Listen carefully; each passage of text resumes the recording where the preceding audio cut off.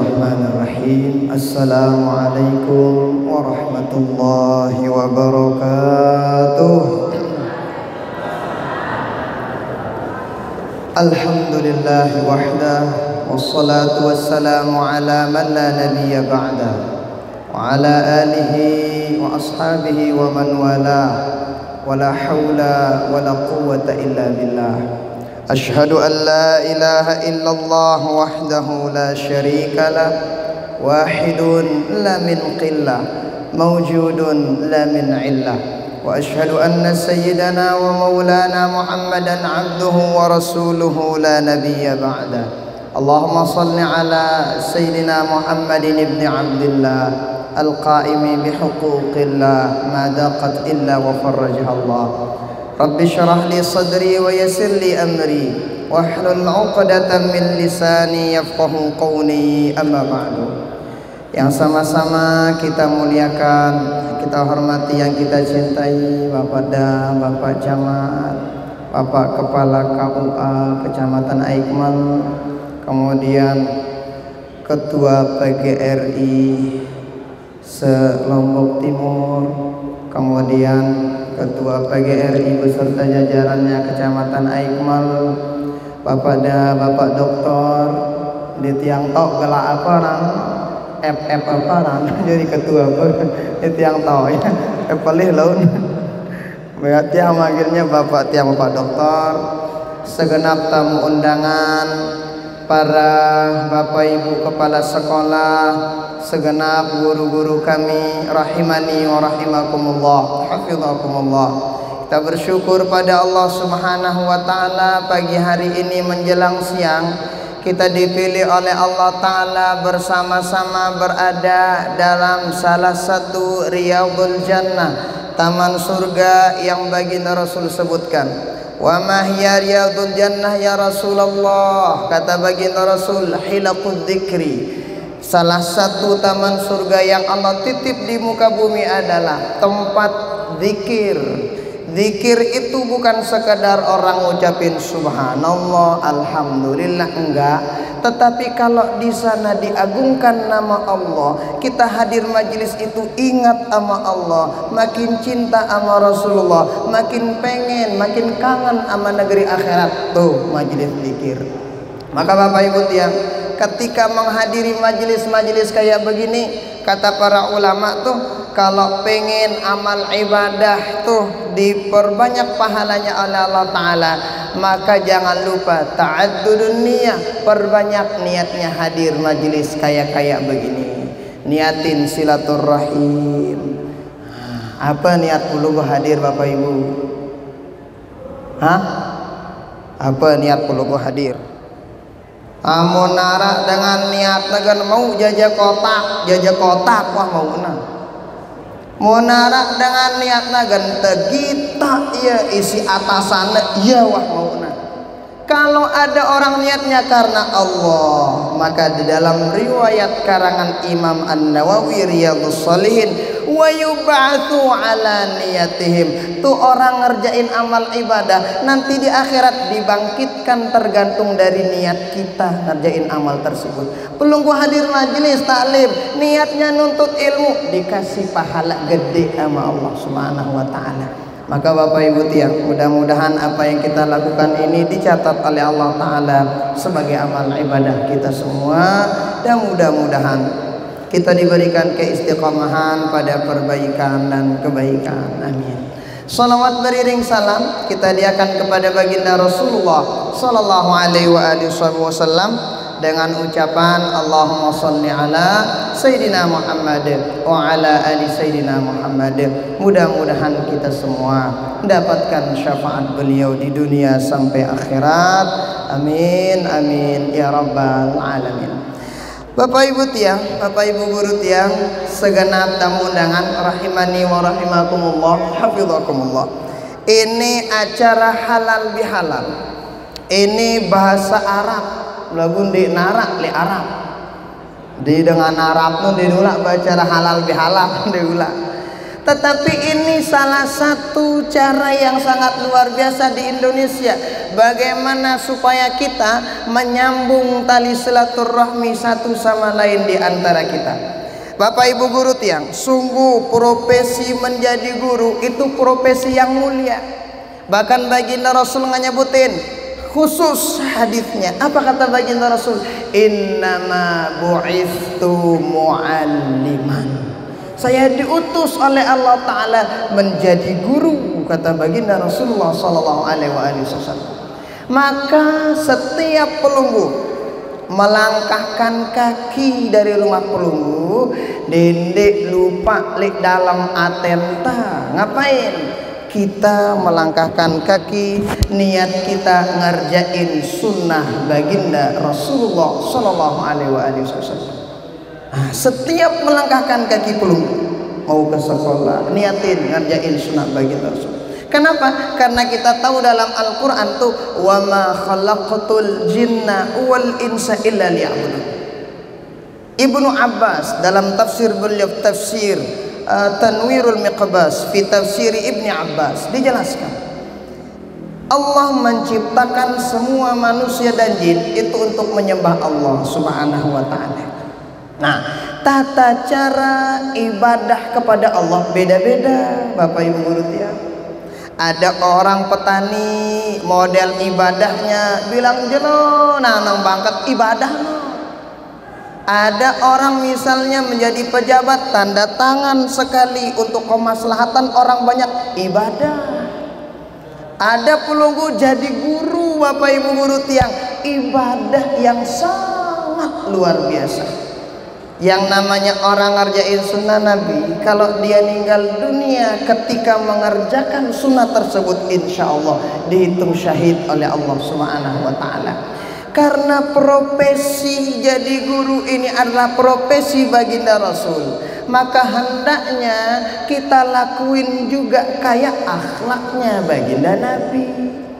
Nah, kedua akhlak baginda Nabi anda.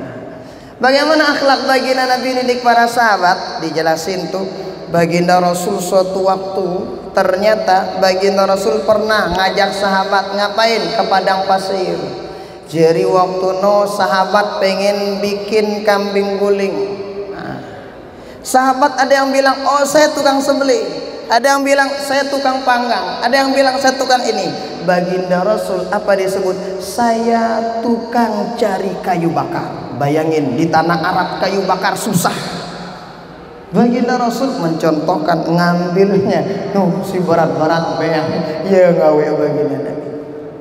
Baginda Rasul tuh ketika nyuruh sahabat pasti beliau yang duluan ngelakuinnya.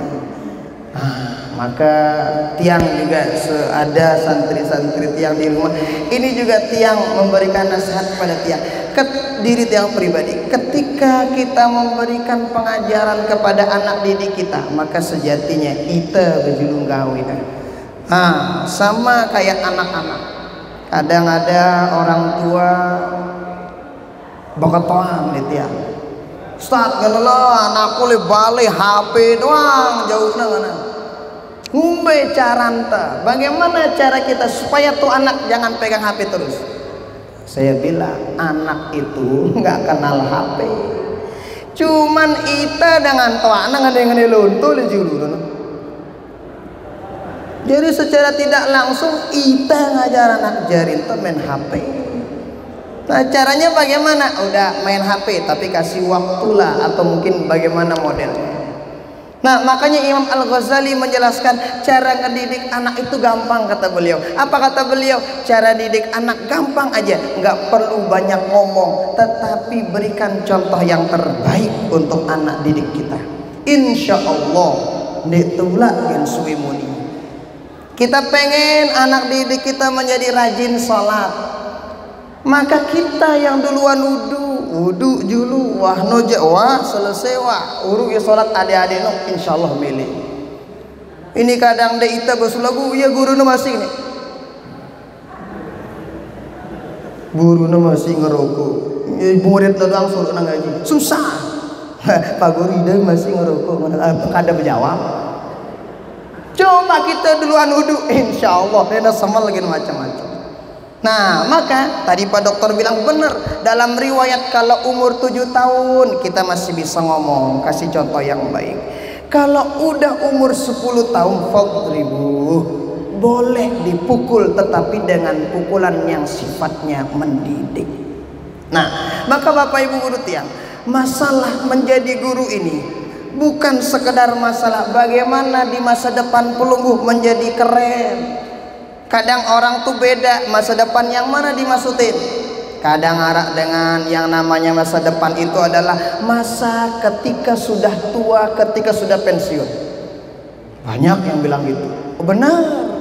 Tetapi ingat Bapak Ibu tiang, masa depan yang sesungguhnya adalah masa setelah temate. Masa setelah kita meninggal dunia, gimana kehidupan kita Bapak Ibu guru tiang? Maka menjadi guru bukan sekedar bagaimana pelungguh sukses di masa tuanya, enggak, tetapi di akhirat bagaimana selamat apa tidaknya. Mohon maaf, lulus ini bukan menjadi jaminan lulus ya ning surga. Ada orang lulus tes ini lulus alhamdulillah, tetapi belum jaminan lulus kia nang surga pendik, belum tentu. Maka posisi menjadi guru ini posisi yang sangat mulia, yang sangat agung. Contohi sosok agung kita baginda Rasulullah Sallallahu Alaihi Wasallam. Bagaimana caranya? Syukuri nikmat ini dengan sebaik-baiknya Bapak Ibu guru tiang. Kenapa? Itu para ulama menjelaskan. Al-baqiyatus salihat itu subhanallah walhamdulillah wala ilaha illallah wallahu akbar. Itu ternyata ada makna yang Allah simpan dan ada ilmu yang Allah titipkan di sana. Kata para ulama, bahkan dalam kitab Ta'limul Muta'allim dijelaskan tuh, Imam Az-Zarnuji mengutip Imam Abu Hanifah pernah ditanya, bima adrakta hadzal ilm ya Abu Hanifah. Abu Hanifah, kenapa kok pelungguh bisa sekeren ini jadi ulama keren? Apa kata beliau? Bilhamdulillah wa syukrilillah. Karena saya, kata beliau, setiap kali dapat nikmat itu bagaimana? Saya perbanyak ucapin alhamdulillah. Maka nikmat yang pelungguh diberikan ini tidak semua orang Bapak Ibu guru tiang dipilih oleh Allah Ta'ala berkhidmat, beribadah melalui jalur seperti apa yang diberikan kepada pelungguh, yaitu jalur dengan mengajar anak didik kita. Nah, maka caranya bagaimana? Satu sekali lagi, perbanyak ngucapin alhamdulillah. Alhamdulillah. Kenapa? Itu nikmat bakalan tetap kalau kita sering-sering ngucapin alhamdulillah. Nah, kemudian berikutnya itu kan syukur. Yang namanya syukur bukan secara bukan secara qaul saja, tetapi secara hal juga, tetapi secara perbuatan juga. Bagaimana caranya? Oh, baginda Rasul dalam riwayat menjelaskan, igtanim khamsan qabla khamsin. Jaga 5 perkara sebelum datang 5 perkara. Mana di antaranya? Syababaka qabla haramik, yaitu masa mudamu sebelum masa tuamu. Ya, kalau pelungguh mungkin masa khidmat pelungguh sebelum masa pensiun dijaga benar. Kenapa? Ini jalan khidmat pelungguh. Maka gunakan waktu itu sebaik mungkin Bapak Ibu tiang. Imam Syafi'i mengatakan, waqtuka illam tashghalhu fit ta'ah yashghalka fil ma'siyah. Waktu yang Allah titip kepadamu, kata Imam Syafi'i, kalau tidak engkau lakukan kepada amal soleh, biasanya kepada kemaksiatan kepada Allah. Maka ketika pelungguh jadi guru, gunakan waktu sebaik-baik mungkin untuk bagaimana kemudian ngajar adik-adik tenuh bijajari kita dengan sebaik mungkin. Bayangin Bapak Ibu, pelungguh ngentut aja itu kan digaji sama pemerintah. Waktu itu Masya Allah luar biasa. Maka perlu hati-hati. Perlu hati-hati. Kenapa? Semua itu kemudian apa itu? Ya nanti ditimbang di hadapan Allah Subhanahu wa Ta'ala. Ditimbang semuanya. Pengadilan akhirat beda sama pengadilan dunia Bapak Ibu guru tiang. Pengadilan akhirat denara aran presiden, denara aran kanin tebok doang si malaikat macam-macam. Apalagi kita guru-guru gede misalnya, apalagi kita jamaah-jamaah kita tahu selamat apa tidaknya, maka gunakan sebaik-baik mungkin waktu itu dengan baik. Kalau orang berdagang Bapak Ibu guru tiang itu modalnya apa? Duit. Tetapi kalau orang hidup modalnya apa? Waktu yang Allah titipkan. Waktu ini yang Allah titipkan, maka nih gunakan waktu itu sebaik mungkin. Nah makanya banyak kadang para di kitab-kitab tuh ya orang yang nyesel nanti itu ya udah orang yang tidak menggunakan waktunya dengan baik. Maka ketika pelunggu diamanahkan oleh Allah Subhanahu wa taala menjadi salah seorang yang Allah pilih dengan jalan yang ini, sekali lagi syukuri dengan perbanyak alhamdulillah. Kemudian dengan gunakan khidmat, jalan khidmat pelunggu dan jalan khidmat kita masing-masing dengan sebaik-baiknya. Kenapa Bapak Ibu guru tiang? Kan kita tahu ada sahabat nanya sama baginda Rasul, baginda Rasul, saya kok udah doa lama tetapi kok nggak pernah diijabah kayaknya sama Allah Subhanahu wa taala. Apa kira-kira resepnya supaya doa saya diterima sama Allah taala? Kata baginda Rasul, "Atib mat'amak takun mustajab ad-da'wah." Kalau pengen doamu cepat dikabulkan sama Allah Ta'ala, maka perbaiki makananmu, maka doamu bakalan cepat dikabulkan sama Allah Subhanahu wa Ta'ala. Rizki yang Allah titip tuh dijaga baik. Nah ingat, rizki itu bukan sekadar kepeng doang nih. Anak jari keturunan tersehat itu rizki yang luar biasa. Kita diberikan kesehatan, keafiatan, rizki yang luar biasa. Maka kita jaga dengan apa? Dengan mensyukuri nikmat tersebut sebaik-baiknya. Maka oleh karena itu Bapak Ibu guru tiang, itu yang pertama. Yang kedua, momentum halal bihalal kita gunakan untuk silaturahmi dengan baik. Silaturahim itu tidak memandang waktu. Bahkan baginda Rasul menjelaskan tuh, kita pernah sering sebut tuh, salah satu di antara jalan tol menuju surga adalah salah satunya silman qata'ak, sambung tali silaturahim. Menyambung tali silaturahim ini ya udah bersama kita bareng-bareng pelunggu, kemudian kita semua kita sambung dengan baik. Nah, itu sambung silaturahmi dengan baik. Kenapa? Insya Allah apapun yang kita lakuin berdasarkan bareng-bareng karena silaturahim, insya Allah menjadi cakep. Bahkan Imam Al-Ghazali mengatakan dalam kitab beliau tuh, la ghalabata illa bil quwwah wa la quwwata illa bil ittihad wa la ittihada illa bil musyawarah. Kalau pengen menjadi menang maka harus kita kuat, tetapi tidak bisa kita kuat kalau tidak bersatu. Nggak bisa bersatu kalau nggak sering saling silaturahim. Ya foto bagus-bagus silaturahim barang batu.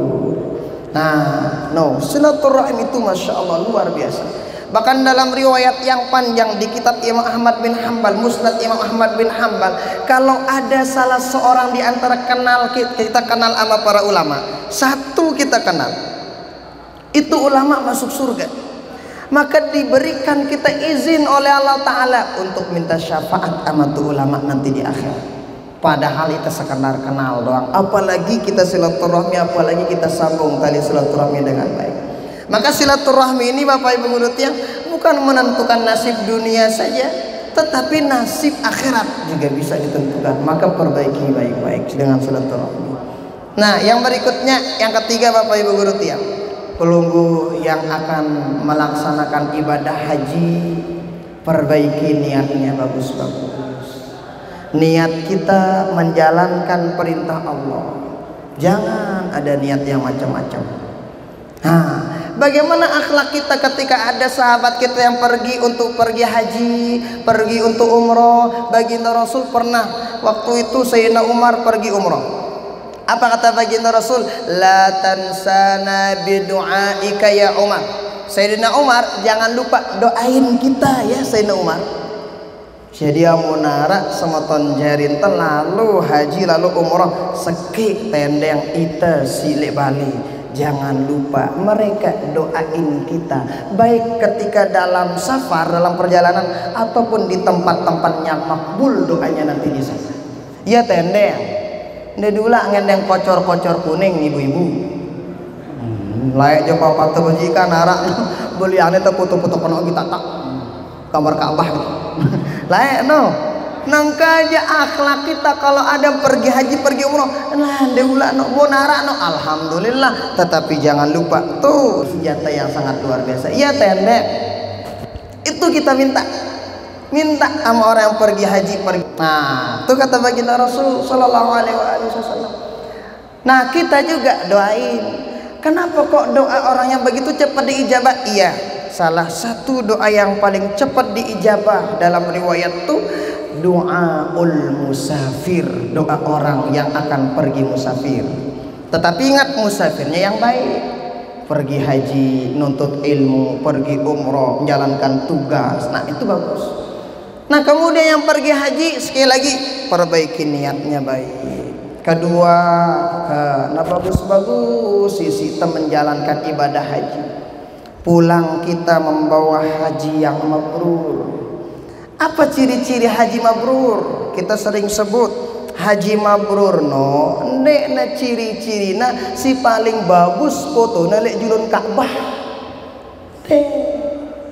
Nek ciri-ciri si paling luar foto dekat makam baginda Nabi. Enggak, itu bonus saja.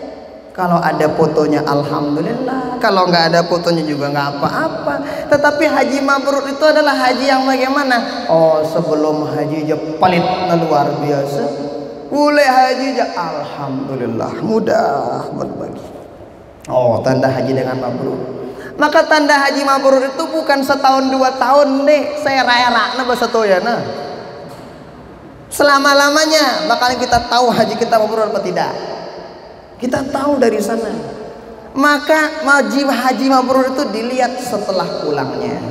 Nah, bagaimana di sana?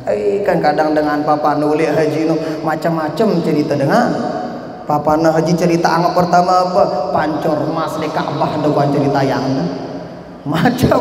Ya udah biarin. Nah, tetapi ingat, bukan itu mana haji mabrur, enggak. Tetapi sebelum haji enggak macam-macam, setelah haji bagus ya ini wah jamaah-jamaah.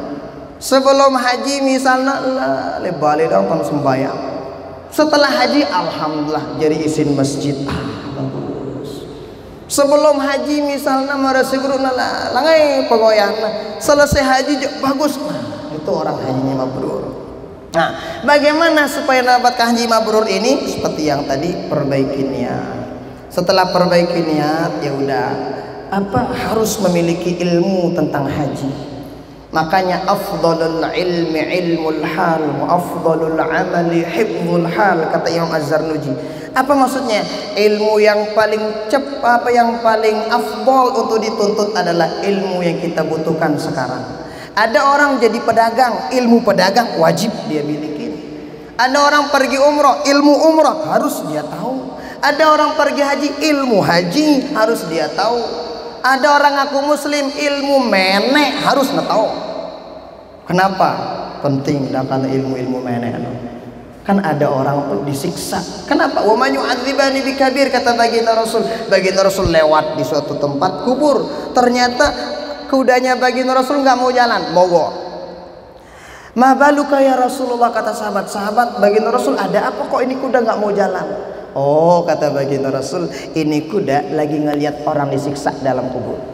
Wa ma yu'adzibani ya Rasulullah, apa yang menyebabkan dia di azab ya Rasulullah? Wa ma yu'adzibani bikabir, kata baginda Rasul, yang mengazab mereka sepele sahabat.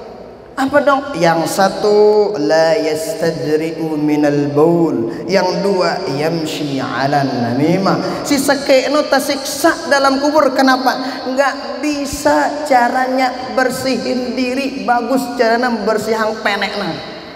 Yuk kok sepele banget? Iya. Orang kalau nggak benar caranya basuh kencing, pengen wudunya sah apa tidak? Enggak sah. Wudunya nggak usah dipakai sholatnya sah apa batal? Batal. Kalau udah sholat konslet si lain pokoknya bilang jelu milu konslet. sepele, tetapi masya Allah harus kita tuntut. Ilmu tentang tata cara wudhu. Yang kedua tuh disiksa kenapa? Yamshi 'alan namimah, girangna begosip. Si girang begosip. No.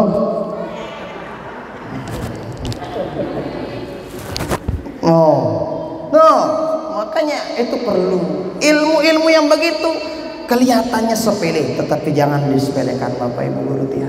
Nah, maka ini yang menjadi apa itu, orang yang pergi haji juga harus menuntut ilmu haji tersebut. Kenapa? Itulah yang wajib dan paling afdol baginya pada saat itu.